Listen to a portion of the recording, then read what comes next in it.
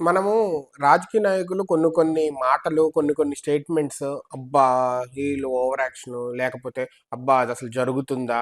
మరి అని చెప్తారు గానీ, but few things are motivational. At least ఆ ఐడియాలజీ, ఆ సీడ్ పడటం అనేది ఇంపార్టెంట్. నేను ఇదంతా ఎందుకు చెప్తున్నానంటే, చంద్రబాబు గారు రీసెంట్‌గా ఆంధ్రప్రదేశ్ నుంచి క్వాంటమ్ సైన్స్ లో నోబెల్ ప్రైజ్ గెలిచిన వాళ్ళకి 100 క్రోర్స్ ప్రైజ్ మనీ రివార్డ్ కింద ఇస్తాను అని చెప్పారు.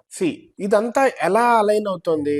క్వాంటమ్ వ్యాలీ అని చెప్పి ఆంధ్రాలో పెడతాను అని చెప్పి ఆల్రెడీ పెట్టి ఐబిఎం, టీసీఎస్ ఇంకా పెద్ద పెద్ద కంపెనీస్ అన్నిటితో బిగ్గెస్ట్ సూపర్ కంప్యూటర్ ఆంధ్రప్రదేశ్ లో క్రియేట్ చేయాలి అనే ప్లాన్ తో ఒక మ్యాప్ వేసి ఎలా వెళ్ళాలి అనేది మ్యాప్ వేసుకొని పెట్టి, అండ్ క్వాంటమ్ సైన్స్ లో నోబెల్ ప్రైజ్ ఎవరు కొడతారు? నోబెల్ ప్రైజ్ అనేది డైరెక్ట్ గా ఏదో ఒక ఫీల్డ్ లో కొట్టం కాదు. క్వాంటమ్ సైన్స్ లో ఎవరైతే విన్ అవుతారో వాళ్ళకి ఇంత 100 క్రోర్ ప్రైజ్ మనీ కోసం అని చెప్పి వెళ్ళి ఎవరు కొట్టరు. బికాస్ ఇప్పుడు ఆయన చెప్పారు అంటే పర్సన్ ఇప్పుడు స్టార్ట్ చేస్తే ఇట్ విల్ టేక్ 10, 15, 20 ఇయర్స్. అప్పటికైనా కానీ ఇప్పుడు ఎవరైనా స్టార్ట్ చేస్తే 10, 20 ఇయర్స్ అయితే పడుతుంది. అండ్ దాంట్లో ఇంకా చాలా పోటీ కూడా ఉంటుంది. అట్లీస్ట్ ఆ మోటివేషన్ ఆరల్స్ అట్లీస్ట్ ఓకే, ఆ థాట్ ప్రాసెస్, ఆ సీడ్ అనేది ఇప్పుడు పడితే కానీ 10, 20, 30, 40 ఇయర్స్ తర్వాతనే నోబెల్ ప్రైజ్ ఆంధ్రప్రదేశ్ నుంచి క్వాంటమ్ సైన్స్ లో కొట్టాలి అనేది విజన్. బేసికల్లీ ఆ విజన్ అనేది చాలా ఇంపార్టెంట్. ఆల్రెడీ ఎవరైనా క్వాంటమ్ సైన్స్ లో నిజంగానే ఉంటే, అది కూడా లక్కీగా ఆంధ్రప్రదేశ్ నుంచి ఉంటే కనుక